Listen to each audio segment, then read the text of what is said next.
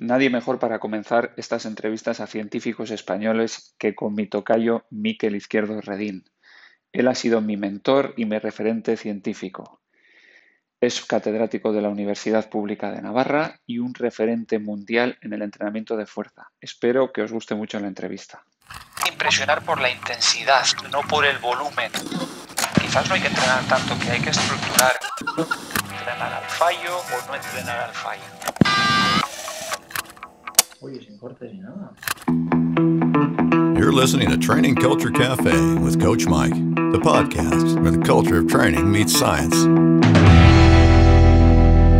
Hoy tenemos la suerte de contar con Miquel Izquierdo Redín, uno de los mejores investigadores en ciencias del deporte de nuestro país.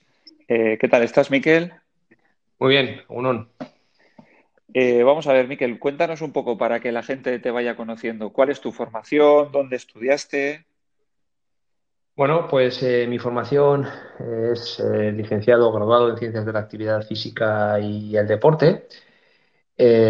Posteriormente hice una formación predoctoral en la Universidad de Jyväskylä, en el Departamento de Biología de la Actividad Física, con el profesor Keijo Häkkinen.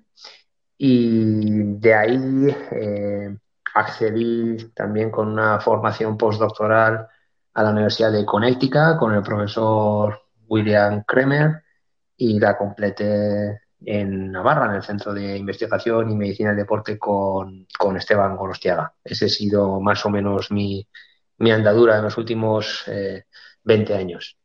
Vamos, Miquel, que tú has estado con lo más granado de los investigadores, sobre todo en trabajos de fuerza, etcétera, porque Häkkinen y Kremer son unas referencias mundiales. Bueno, como posteriormente has sido tú. Sí, he tenido la suerte de poder estar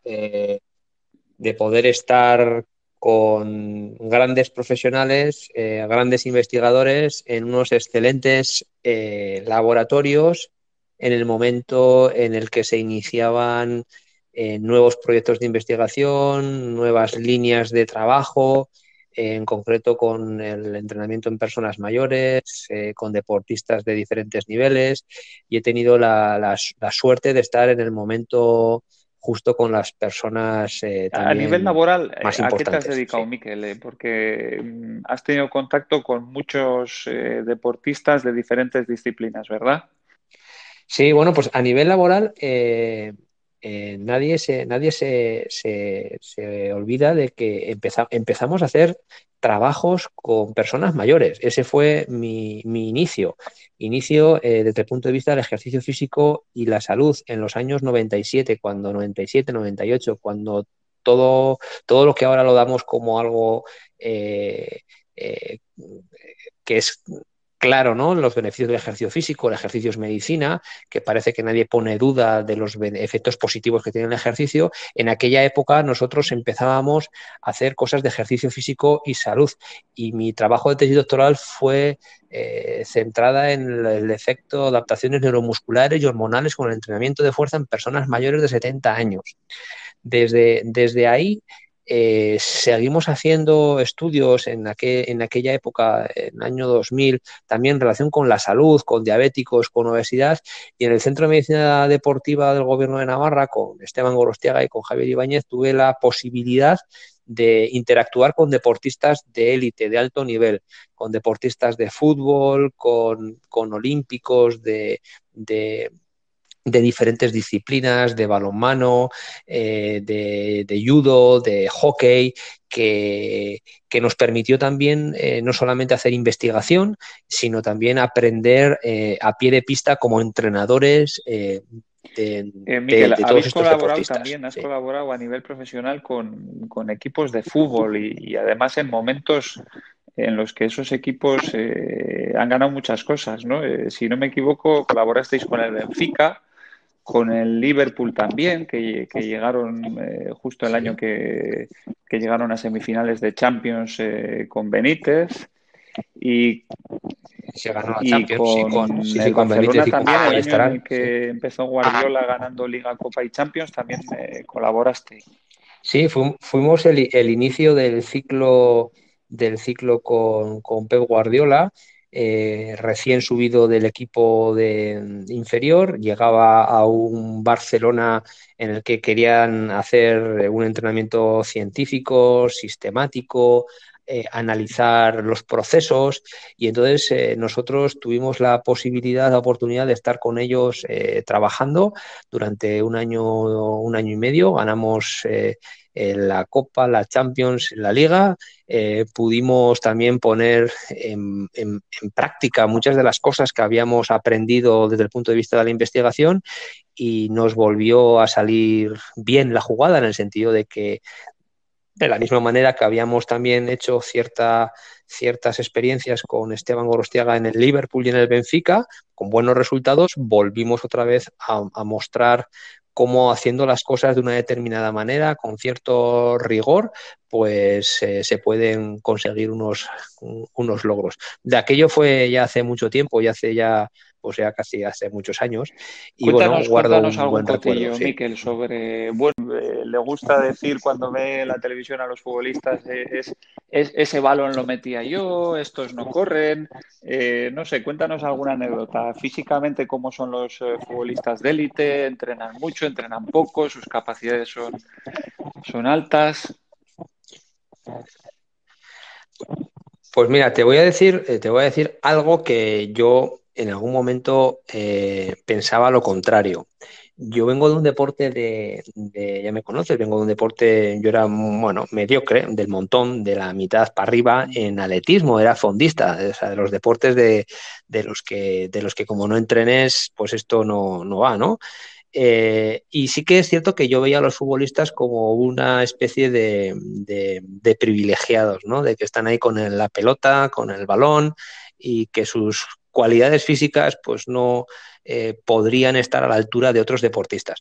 Cuando nosotros llegamos al fútbol, claro, tú piensas que estuvimos en el mejor equipo, uno de los mejores equipos del mundo, con lo que ahí estaban los mejores jugadores del mundo. Y entonces pude ver entender cómo realmente había verdaderos privilegiados desde el punto de vista de la condición física. Había gente muy rápida, gente muy explosiva, gente muy potente y gente muy resistente, pero más que porque ellos habían entrenado bien o mucho, sino porque naturalmente tenían esas cualidades. Y además, una de las cosas más importantes en fútbol, sabían jugar a fútbol, porque no todo el mundo puede jugar a fútbol. Más o menos entrenando podemos correr más rápido, podemos levantar más peso, pero hay gente que, como a mí, si me das una pelota y me dices que haga una virguería con los pies, pues me parece que como tú, Miquel, no sé si la podríamos meter debajo del aro.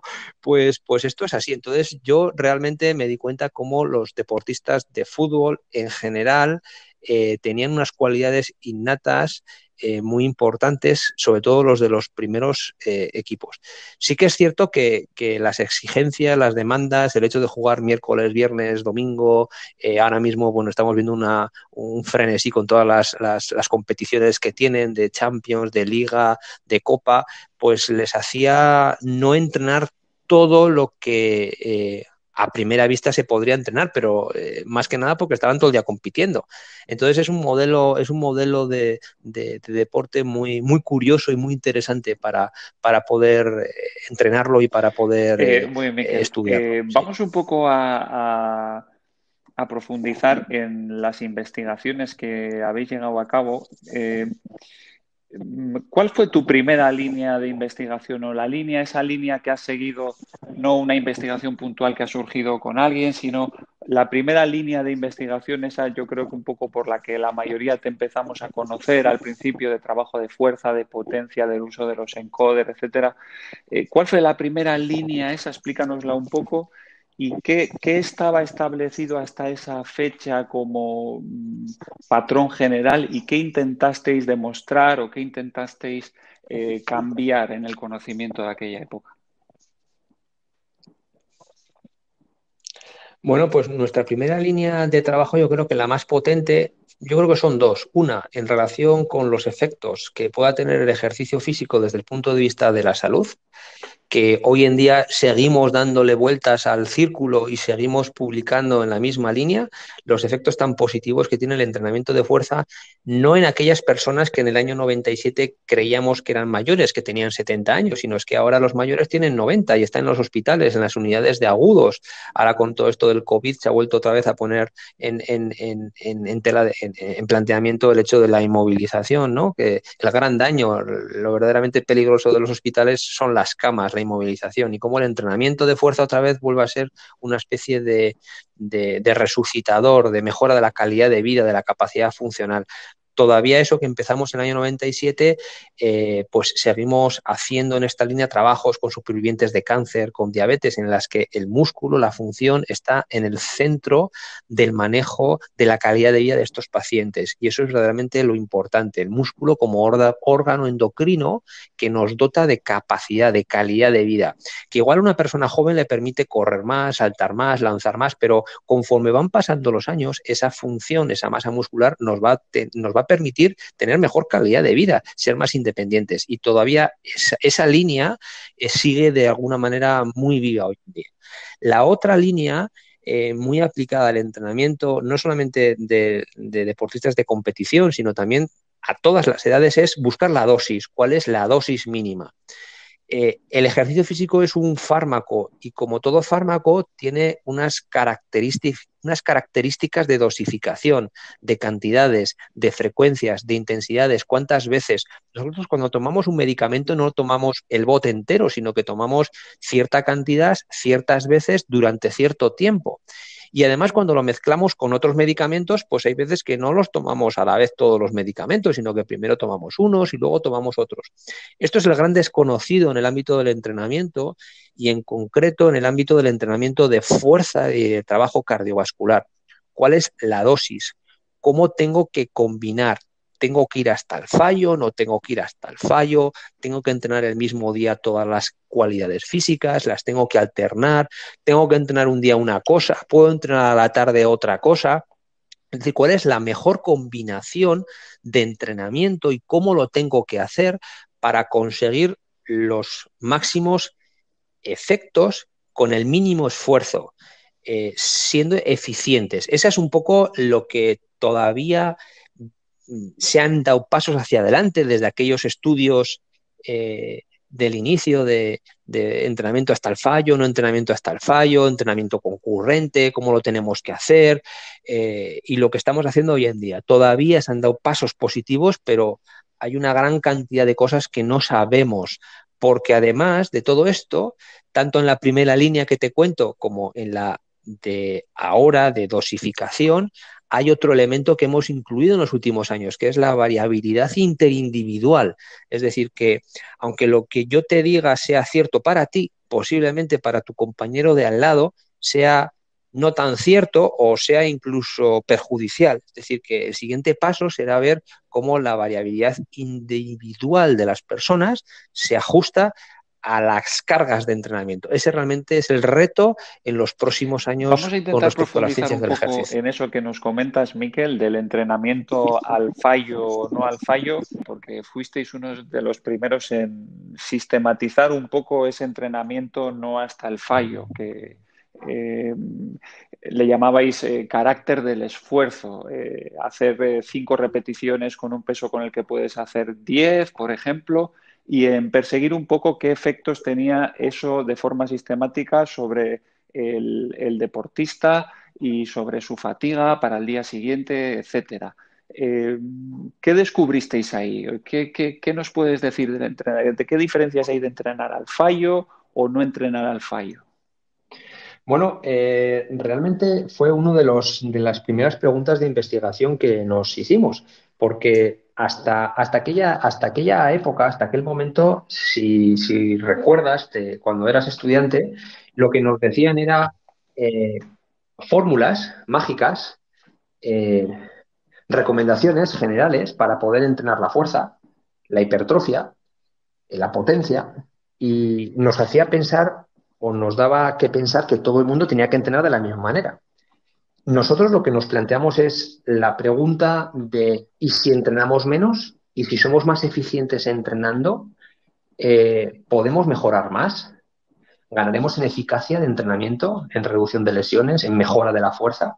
Y entonces nuestros primeros trabajos fueron en esa línea, intentando comparar modelos de entrenamiento clásicos que se publicaban en las guías del Colegio Americano de Medicina del Deporte y que eran de alguna manera referendados por los grandes popes del entrenamiento de fuerza, que normalmente eran muy demandantes, con muchos volúmenes, hasta el agotamiento, no gain, no pain, mucha filosofía americana, y decir, bueno, pues vamos a intentar comparar ese modelo de entrenamiento y lo vamos a hacer a menos volumen, sin llegar hasta el agotamiento, hasta tanta demanda hormonal, hasta tanta producción de lactato, hasta tanta producción de hormona del crecimiento, y vamos a ver si entrenando menos, con menos fatiga, las mejoras en fuerza, las mejoras en potencia, las mejoras en masa muscular son iguales, son menores o son mayores. Y lo que empezábamos a ver era cómo, haciendo modelos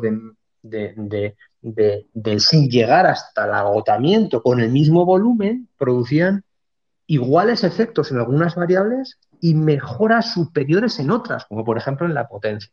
Esas fueron nuestras primeras preguntas.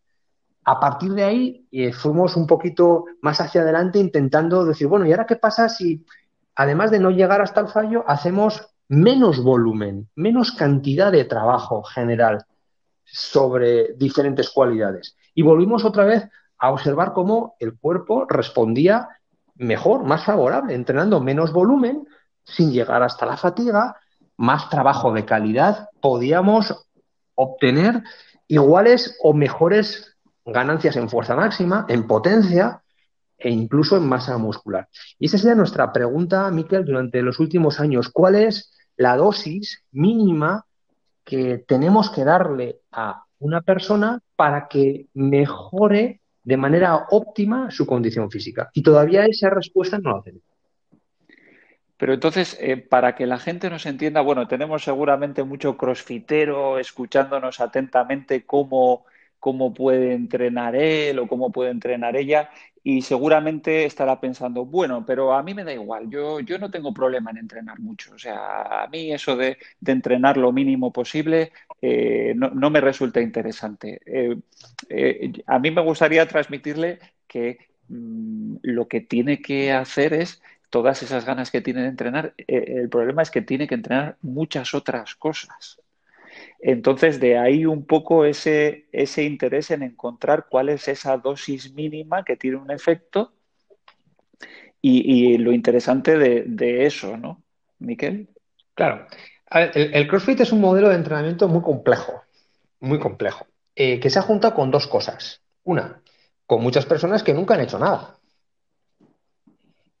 Nunca han hecho nada, nunca han entrenado. Es decir, a ver, tú piensas que lo que se está viendo en los box actuales son cada vez más personas que hace 5 o 6 años no tenían este nivel de actividad física tan intensa y que se han puesto a hacer ejercicio físico. Y entonces, bueno, afortunadamente, nuestro cuerpo resiste casi todo y claro, la gente está muy fuerte. Con lo que esto podría dar que pensar que haciendo esto del CrossFit es muy beneficioso para mi condición física. Yo llevo unos años que yo he hecho deporte toda la vida, pero no a la intensidad con la que me he metido en algunas sesiones de CrossFit. Entonces, lógicamente, mejoro muchísimo, lógicamente. Pero esa no es la pregunta. La pregunta es, si yo estuviese haciendo esto durante mucho tiempo y lo seguiría haciendo de la misma manera, ¿mejoraría igual que durante los primeros 5 o 6 años de mi vida deportiva? No sé si me entiendes, Miquel, ¿sabes? Entonces, la pregunta es, ¿dónde tú empiezas a preguntarte estas cosas? Si me las pregunto ahora, yo voy a iniciar una actividad física en un box más o menos intenso comparado con lo que hacía el año pasado, pues lógicamente voy a notar unas mejoras alucinantes en mi condición física, en mi fuerza, en mi pérdida de grasa, en mi definición, en mi potencia, en mis habilidades, claro.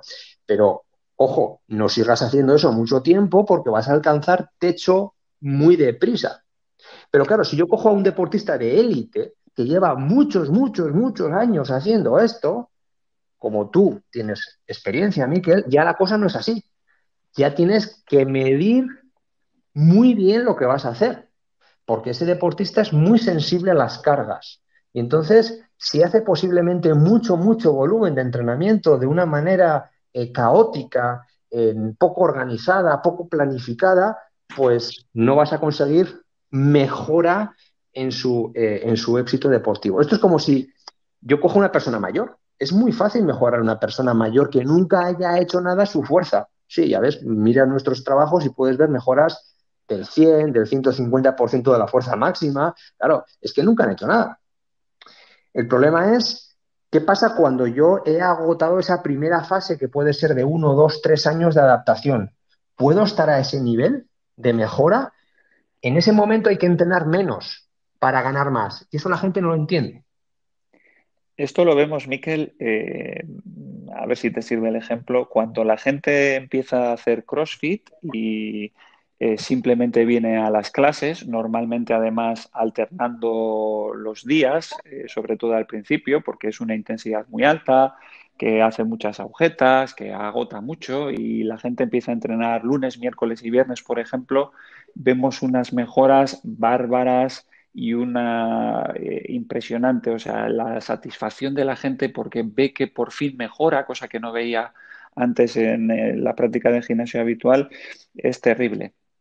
Lo que ocurre cuando, para aquellos deportistas que ya llevan más años y quieren mejorar más, eh, eso ya no funciona de forma tan sencilla. O sea, no es Claro. tan sencillo como hacer todos los días una clase, que incluso puede llegar a adaptarse a eso y el deportista sigue mejorando, pero dice, aún quiero mejorar más. Bueno, pues voy a hacer todos los días 2 clases. No funciona el sistema. O sea, ya tenemos que estructurar el entrenamiento y las dosis de entrenamiento para ese deportista pues seguramente con esa frase que algunos dicen, pero ¿qué pasa? ¿Que esos élite no entrenan CrossFit haciendo CrossFit? Pues sí, a ratos hacen CrossFit, pero a ratos hacen solo un entrenamiento de fuerza, a ratos hacen solo un entrenamiento de correr o más aeróbico o más metabólico y tiene que ser un entrenamiento mucho más organizado, a veces separado, etcétera.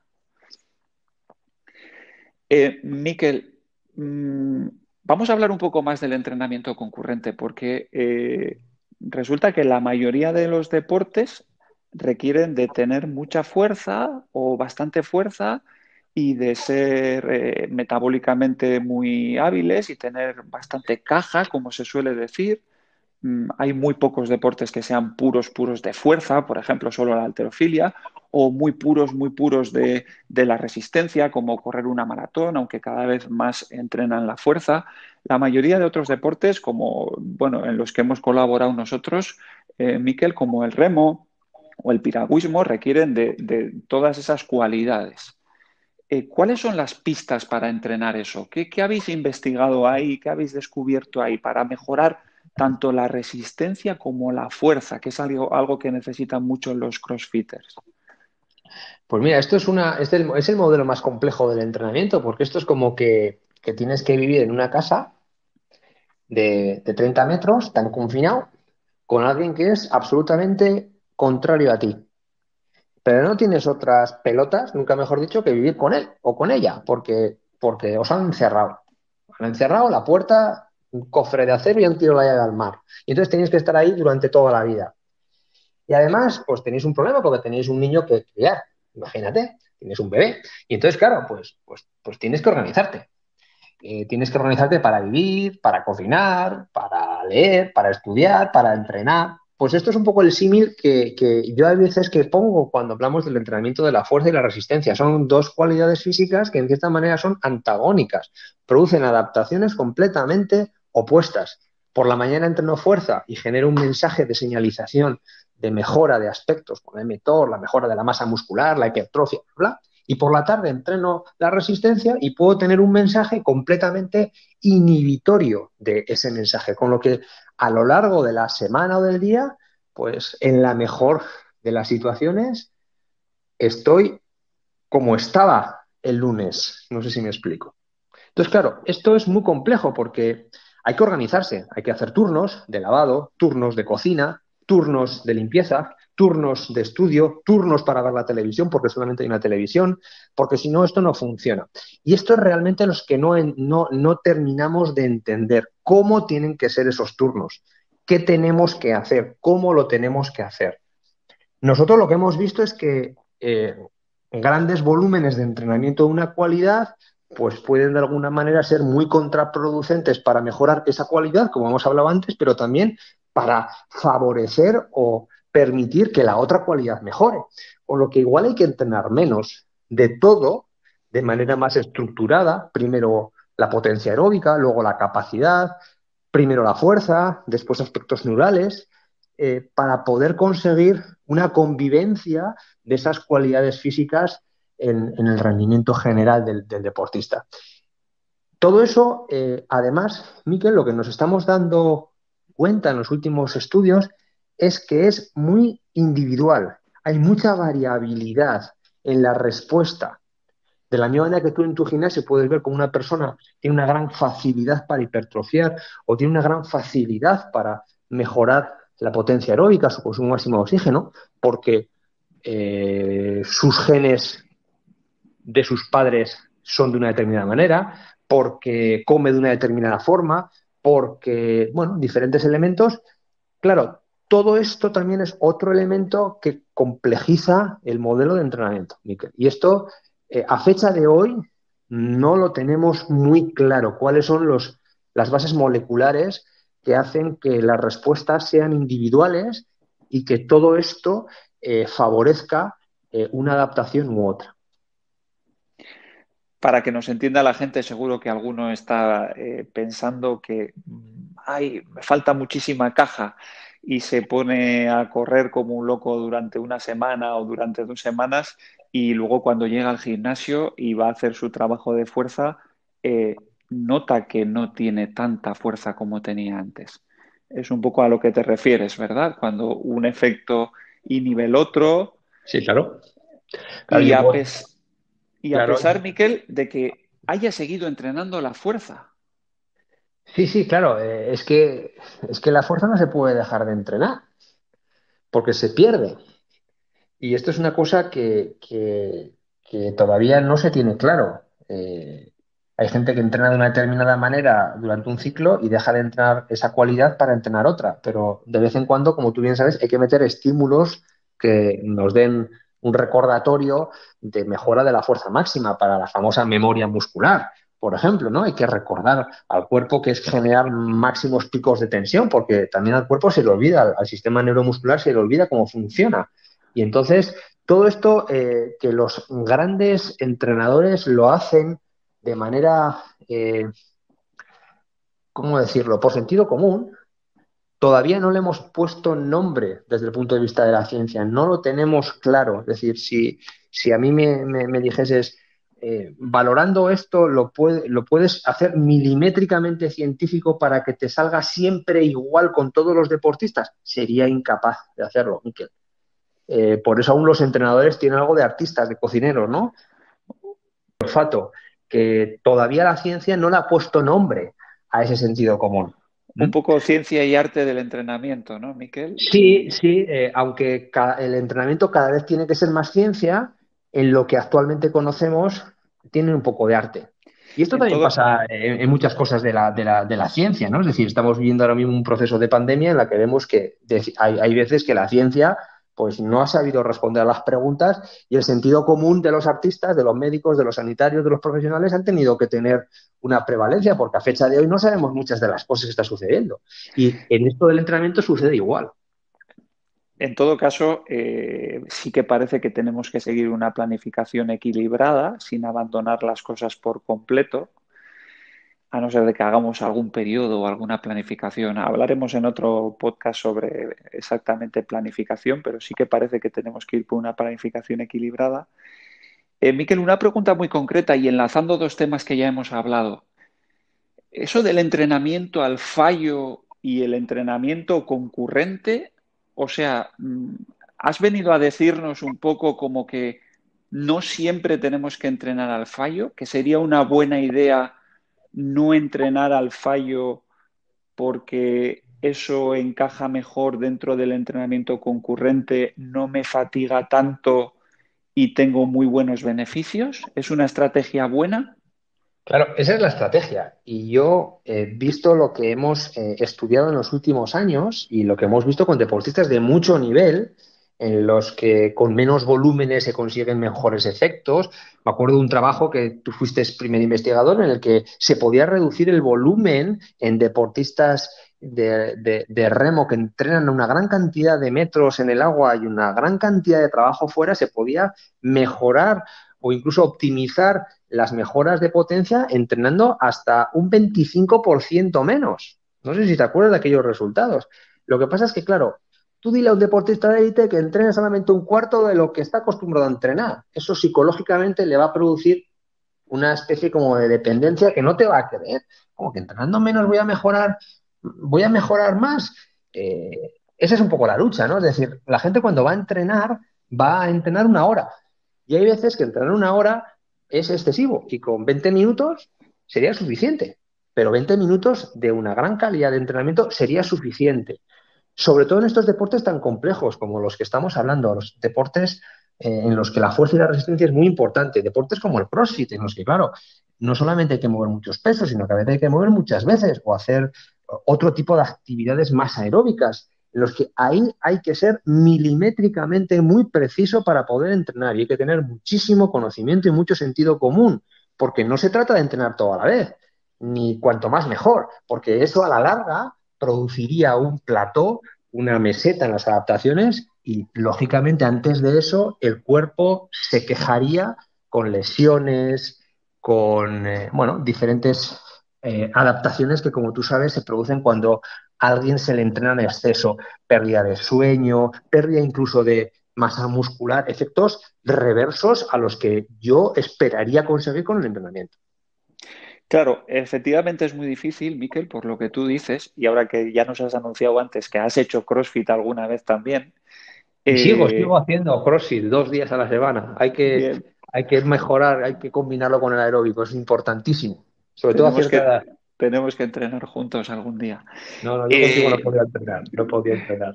entonces, cuando haces, si tu planificación son sobre todo WODs, en los que a lo mejor no has previsto casi en absoluto cómo son ese trabajo de fuerza, por decir algo, cualquier atleta puede decir, pero ¿cómo voy a hacer yo 20 repeticiones lo más rápido posible y luego tengo que salir a correr? Y eso no encaja en la forma de trabajo que tengo si lo que estoy haciendo son todo WODs. Entonces, es una ardua tarea para el entrenador eh, tratar de hacer WODs y organizarlos de manera en la que el deportista a lo mejor no llega hasta el fallo en unas cosas o puede hacer ese trabajo sin que sea un WOD y el WOD con otras características. Entonces, claro, se complica muchísimo ese trabajo del entrenador para poner en esas circunstancias a los deportistas y que mejoren lo máximo posible. Claro, es que ahí has dado en la clave. Los WOD serían el antientrenamiento. Es que para entrenar te dan un WOD, no haría falta saber nada, porque a ti te dicen que haga esto y el que no lo haga, pues no lo hace. Y el que lo hace, pues es el de siempre, ¿no? El que por definición ha conseguido adaptarse al medio.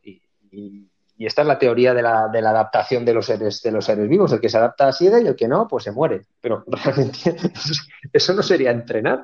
El verdadero reto es intentar adaptar, intentar modificar, intentar individualizar ese Word que yo desde mi punto de vista no es más que una orientación y es algo genérico, pero que no todo el mundo tiene que hacerlo.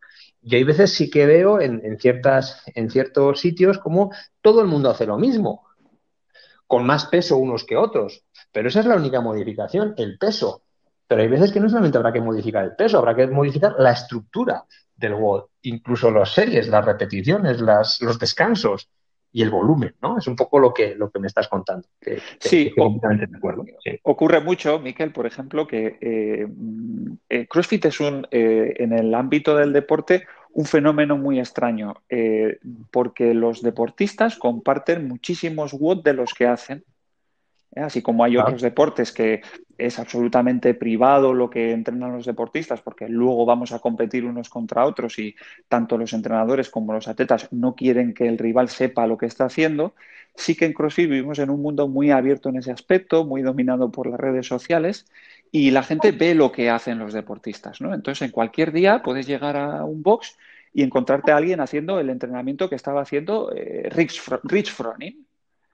Y claro, ese entrenamiento que estaba haciendo Rich Froning con 100 kilos en la barra, 5 repeticiones de power clean y luego iba a correr y luego hacía no sé qué, mm, claro, si no ajustas los pesos y no le cambias un poco la estructura, el estímulo que tiene para ti es completamente diferente porque tú ya no es que no llegues al fallo, es que tienes que hacer las repeticiones de power clean singles de una en una, mientras él las está haciendo una detrás de la otra, no llega en absoluto al fallo y con esa frecuencia cardíaca sale a correr y es un WOD que no tiene el mismo efecto sobre las otras personas en absoluto.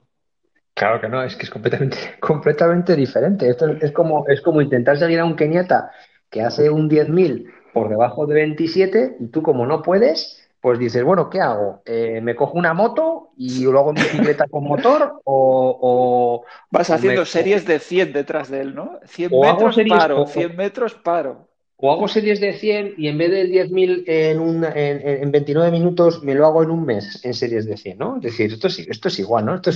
Esto es así, esta es la pregunta, Mica. Es decir, es el sentido común. Entonces, claro, aunque sea todo transparente, como tú dices, claro, hay veces que yo no me puedo comparar con ese que está haciendo ese trabajo porque no tengo sus cualidades físicas, su experiencia, sus años de entrenamiento. Y lógicamente, pues me estoy condenando pues a lesionarme y a una insatisfacción total que va a hacer a la larga que deje de hacer una práctica de ejercicio físico, ¿no? Y yo creo que eso hay que controlarlo. Sí. Hay gente que lo copia, ¿no? Por ejemplo, el WOD lo hace y ya desde lo más básico dices, bueno, ¿cuánto ha tardado Rich Froning? Y te dice, no, bueno, 7 minutos 30. Y tú, yo, bueno, 22 minutos.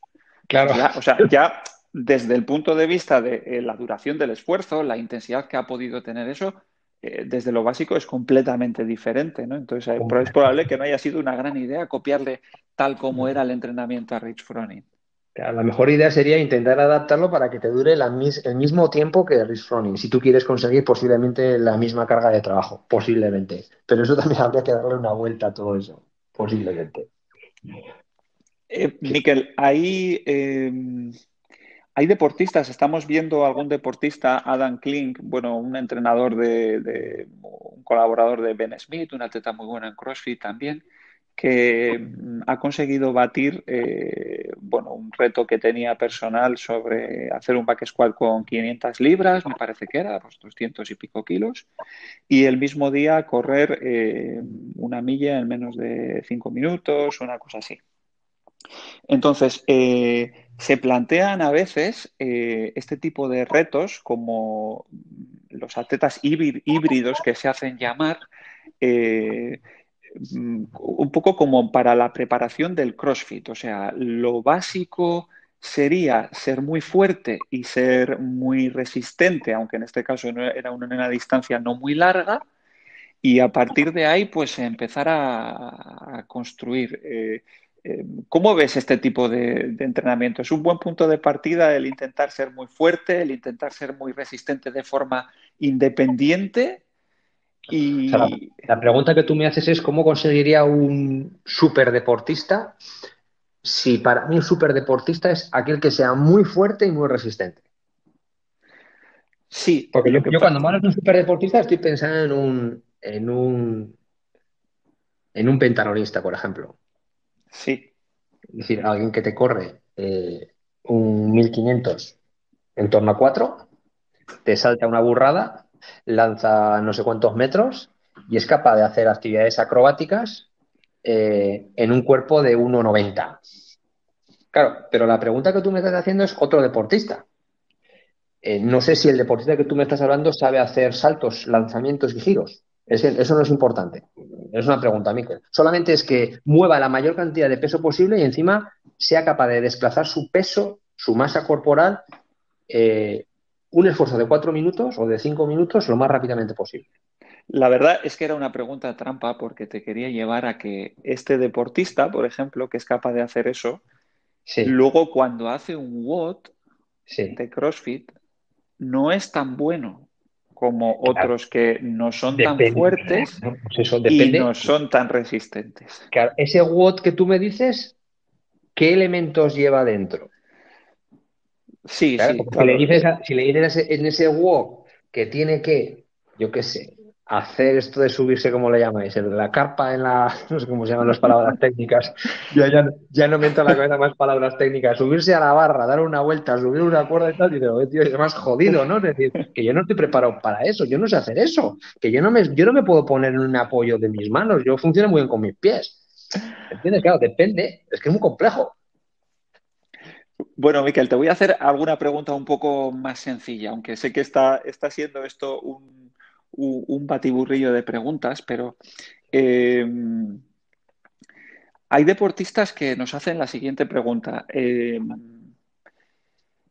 Más o menos tenemos la misma fuerza cuando hacemos un trabajo de back squat, por ejemplo. ¿Sí? Supongamos que levantamos los dos 200 kilos, En una pero sentadilla. una Trasera, sentadilla, una eso es, repetición. una Ajá, repetición. una Pero repetición. cuando Vale. trabajamos al 50% de la carga máxima esa que tenemos, Tú haces más repeticiones que yo. Sí, hay un deportista que hace más repeticiones que yo y dices, claro, claro, el deportista se claro, enfada porque dice, a ver, yo soy muy fuerte y normalmente claro. las solicitudes en CrossFit de fuerza máxima son pocas, suele haberlas, pero lo más normal es que cojas el 50% no de tu carga, sino Claro. una carga fija, que sean 100 kilos, para ti, para los dos en este caso, es el 50%, y de repente viene un personaje, y Sí, me claro. arrasa haciendo el WOD. Bueno, pues volvemos al inicio de la conversación. Por eso, todos los entrenamientos que están publicados y todo lo que se ha hecho en los últimos 40 años, en los que se ha prescrito la intensidad de ejercicio de fuerza como porcentaje de una fuerza máxima, son falsos. Porque dos personas con la misma fuerza máxima, imagínate, tú 100 y yo 100 en banca, cuando les ponemos diferentes porcentajes, sus máximos, el 60 para ti y el 60 para mí, yo haría 60 con 60 kilos 10 repeticiones y tú harías con 60 kilos 10 repeticiones, a pesar de tener la misma fuerza máxima, podríamos alcanzar diferentes niveles de fatiga. ¿Qué quiere decir eso? Que cuando yo llegue a la repetición 10, si tú me preguntas, Miquel, ¿cuántas más podrías hacer? Pues esto, muy bien, pues otras tantas. Igual tú, como eres más potente, mecánicamente tienes otra estructura, pues posiblemente me dirías, hombre, yo otras tantas no, podría hacer 6. Eso quiere decir que a pesar de tener la misma fuerza máxima, cuando tú trabajas a un porcentaje submáximo, la demanda de la fatiga de esas repeticiones es diferente, con lo que si entrenamos al mismo porcentaje, tú y yo, a pesar de tener la misma fuerza máxima, vamos a estar entrenando diferente. Y esto es un poco lo que hemos aprendido con el entrenamiento, es decir, el carácter del esfuerzo y no solamente eso, sino intentar controlar la velocidad de las repeticiones, la potencia de cada repetición, porque con eso vamos a saber exactamente ajustar las cargas. Y como eso nos ha hecho hasta ahora, Miquel, pues hemos estado entrenando de manera confusa. Parecía que todos entrenábamos de una determinada manera y no era así. Y es un poco lo que tú me acabas de decir, ¿no? Es decir, que hay otras variables que explican las diferencias en las repeticiones y en las intensidades. Miquel, ¿y eso se puede mejorar? Sí, eso se puede mejorar, pues midiendo, lo primero, midiendo, intentando ser muy precisos en las intensidades, en lo que estamos haciendo, midiendo. Entonces, ¿cómo se podría medir? Bueno, pues tú seguro, tú ya sabes muchas cosas que se pueden medir. Se puede medir el peso con el que puedes hacer ciertas repeticiones. Esa sería una manera de igualar intensidades. Por ejemplo, se podría medir, controlar, midiendo la velocidad de ejecución de las repeticiones y en función de la velocidad poder ajustar las cargas y poder parar el entrenamiento. ¿Hasta dónde voy a hacer? ¿Por qué voy a hacer 8 si con 6 me vale? ¿Y por qué digo que con 6 me vale? Pues porque tú puedes decir, bueno, porque tú has observado o has detectado una pérdida de velocidad, que eso se relaciona con una fatiga, con una acumulación de sustratos metabólicos fruto de una fatiga neuromuscular, con una pérdida de contractibilidad.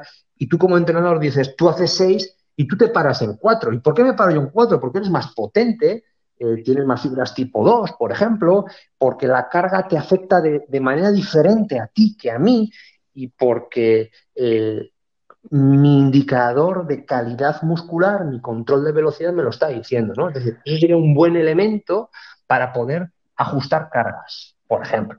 Aquí le estamos dando fuerte el pain, no pain, no gain americano y la filosofía de entrenamiento de CrossFit, un poco con connotaciones, ya sabes, militares, en el que Sí, si uno claro. abandona el WOD o el entrenamiento es un blando mental, Claro, le pero estamos espera, dando duro, es que porque claro, En Rusia no solamente eras un blando mental, yo tengo algunos amigos rusos que a mí me contaban que no es que fuese un blando mental, en Rusia no comías y tu familia posiblemente la sacaban del pueblo, ¿vale? Es que esto ha tenido y, muchas connotaciones, esto en otros regímenes, ¿eh? Y sin embargo, estamos hablando de que a lo mejor hay programadas 10 series y hay que decidir dejarlo a la sexta, ¿no? Por supuesto, y eso lo tiene que hacer el entrenador, porque normalmente la condición humana es muy compleja, como tú bien sabes. Y cuando estás tú en harina, en un WOD, y ves a una mujer que no necesariamente tiene que ser más débil que tú o más fuerte, y ves a otro más joven, pues entonces hace que te lleves hasta un grado extremo de carga que a veces es perjudicial. Tú ya sabes, en las primeras épocas del CrossFit, la publicidad negativa que había con el tema de la radiolisis, porque bueno, algún entrenador majara pues había decidido, claro, como esto es como si hubiésemos salido todos del armario, entonces vamos a hacer series de 400 en sentadilla. ¿Qué me estás contando? ¿Sabes? Y a las 2 de la mañana todo el equipo de fútbol estaba en urgencias con un proceso, con una radiolisis, un proceso catabólico brutal, ¿no? Es decir, eso ya se ha abandonado, creo que eso, porque ya no hay tanto ingreso fruto del entrenamiento, pero todavía las urgencias en los hospitales siguen recibiendo a deportistas que hacen barbaridades en los entrenamientos y tienen que ir al hospital a las noches. Miquel. Sí, sobre todo que parece que está muy metido en el mundo del alto rendimiento en CrossFit, eso de la imposibilidad de dejar un entrenamiento no a medias, sino que Claro, ahí es donde la habilidad del entrenador tiene que explicar, no es que dejes nada a medias, sino que simplemente esa intensidad que te estoy pidiendo ya no se cumple y claro. vas a acumular una fatiga que no nos interesa porque seguramente a la Pero, tarde hay que entrenar o mañana hay que Miquel, entrenar. perdona que te interrumpa, porque fíjate, a urgencias no van los halterófilos de alto nivel.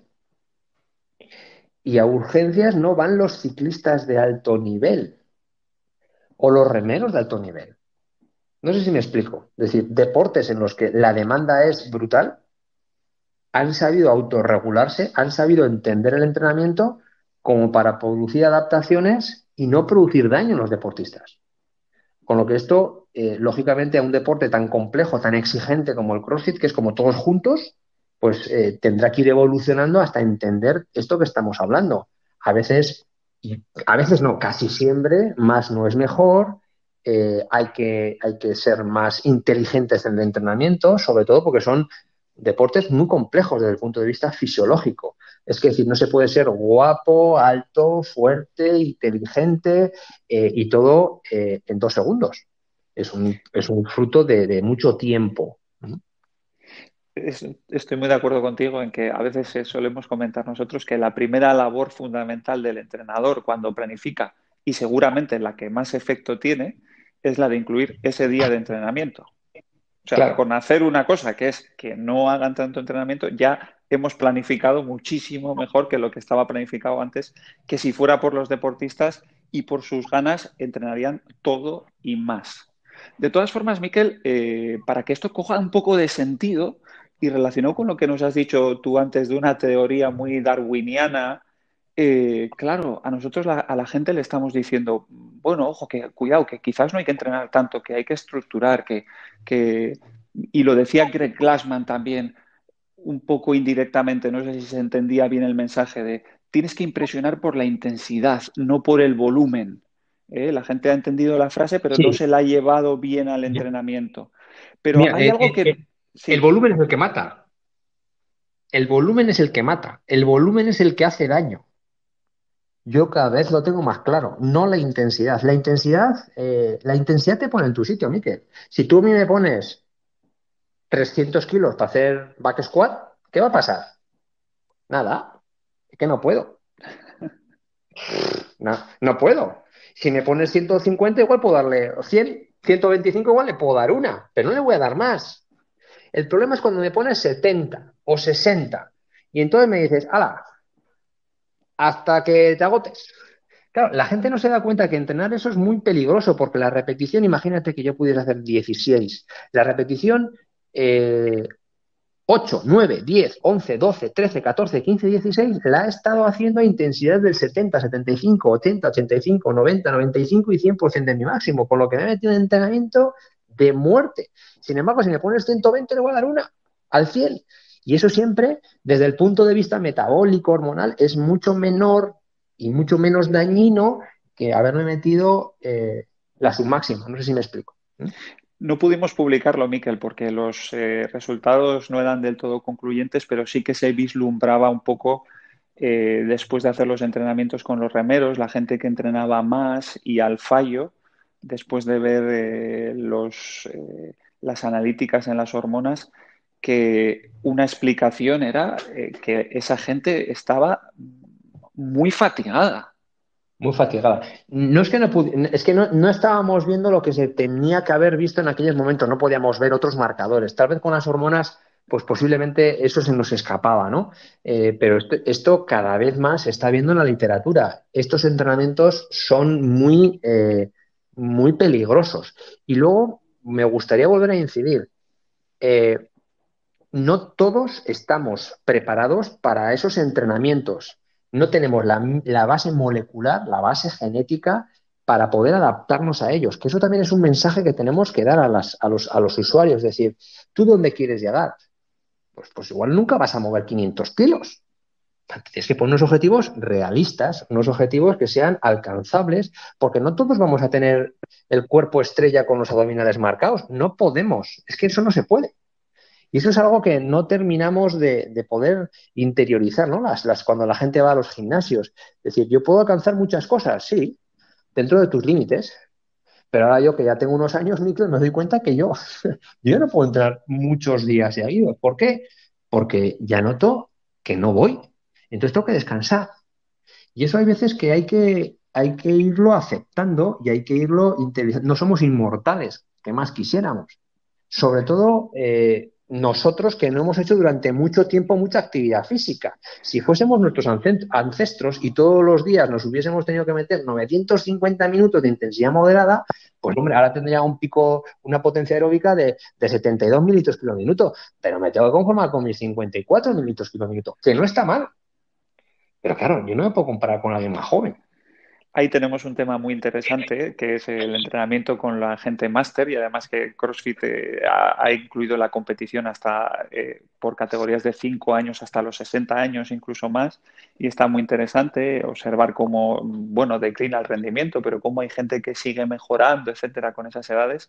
Lo Claro. hablaremos otro día, porque eres un súper experto en ese tema también, que como nos has contado, has sido capaz de llevarte un poco haciendo el símil de la Fórmula 1 cosas a los coches utilitarios y de los coches utilitarios a la Fórmula 1 hay información ahí cruzada muy interesante que se ha podido observar tanto en deportistas de élite como en gente más mayor o en gente que previamente era sedentaria. Te voy a decir Pero una cosa, Miquel, Miquel, perdona que sí, te interrumpa. sí, Muchos de los deportistas de élite les hemos entrenado con rutinas de utilitarios. De eso hablaremos otro día. Y hay muchos deportistas de alto nivel de muchos años que entrenan a mucha mayor intensidad que los más jóvenes. Es decir, hay muchos mitos por ahí que hay que romper, ¿eh? También te digo. los romperemos. Miquel, Bueno, una pregunta que quería hacerte y sobre todo que sacas el tema darwiniano.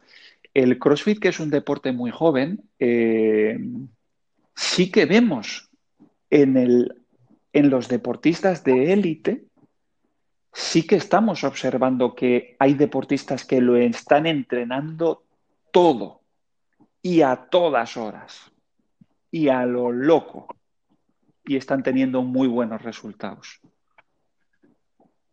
Sí, ¿Cómo explicamos esto?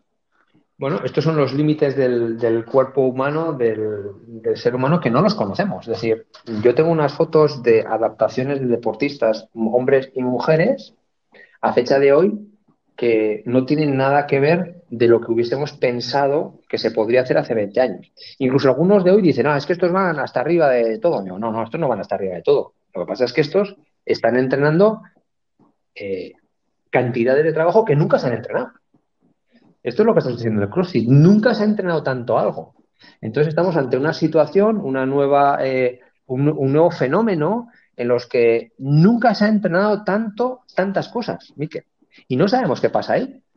Es Sí posible sabemos. que algún deportista, bueno, seguramente no es posible, yo casi tengo la certeza, pero que esos procesos de recuperación que una persona más normal, digamos, requiere de dormir de un día para otro, que haya deportistas que tienen unos procesos de adaptación mucho más rápidos y que pueden incluir más contenidos, tanto por condiciones genéticas como por los años de entrenamiento que llevan y su capacidad de adaptación que ha mejorado con el paso del tiempo. ¿Es probable que sea algo así, Miquel? Sí, es probable, porque todavía, como te digo, eso no lo conocemos desde el punto de vista fisiológico. Es decir, conocemos lo que pasa con un corredor de fondo, con un ciclista que durante muchos años ha entrenado burradas. Y sabemos qué pasa. Y sabemos qué pasa con un halterófilo que durante muchos años ha entrenado burradas, pero no sabemos qué pasa cuando se entrenan muchas cosas diferentes durante muchos años. Y eso es un poco el fenómeno del CrossFit, lo que nos va a dar nuevos límites de la adaptación del ser humano al entrenamiento, al esfuerzo, al ejercicio físico.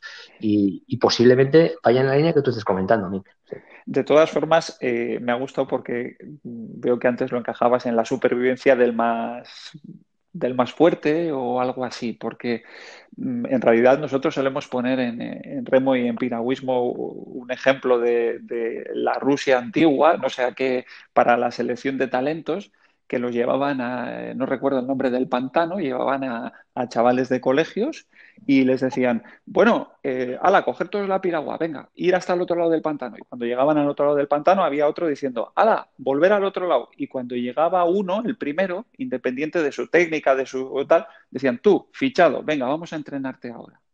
Claro, pero esto es Obvia- así. Claro, Mick, Obviamente no era el mejor proceso de entrenamiento, pero sí que era el que había sobrevivido, ¿no? Entonces, habría que esto intentar mejorar un poco los procesos de entrenamiento y limar un poquito más fino. Pero ahora no es así esto, Miquel. Ahora no es así. Es decir, esto me recuerda cuando nos preguntaban grandes deportistas, campeonas olímpicas de un deporte de equipo, y nos decía, pero yo no sé por qué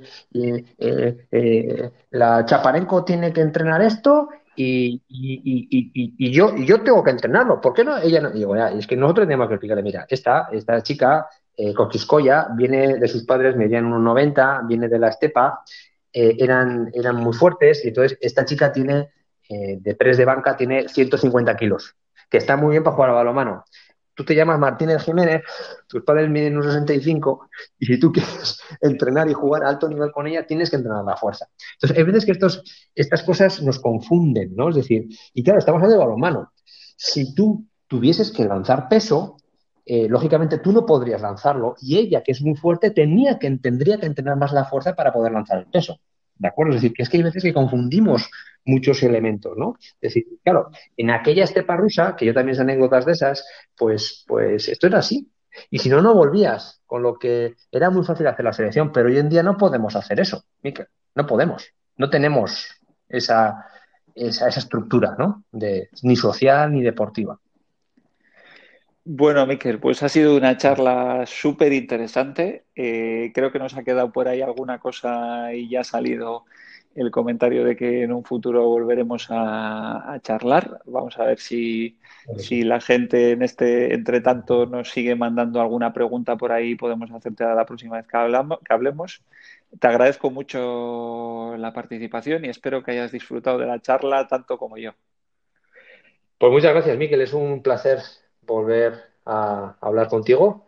nos une como bueno, la audiencia sabe, pues muchos trabajos de investigación. Creo que él es una de las personas que ha intentado profundizar en las adaptaciones concurrentes con el ejercicio y ha tenido la inteligencia de poder aplicarlo al mundo real, que hay veces que no se hace. Hay muchas cosas publicadas que realmente no se han aplicado al mundo real y eso es lo que falta, ¿no? Y yo creo que en la medida que se sigan haciendo este tipo de reflexiones desde la investigación en la práctica y desde la práctica de investigación, pues esto podrá ir un poquito hacia adelante.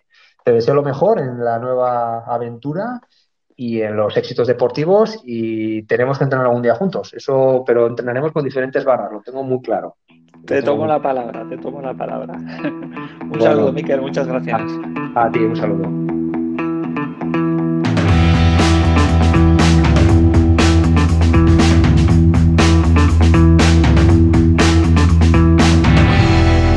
Adios, amigos.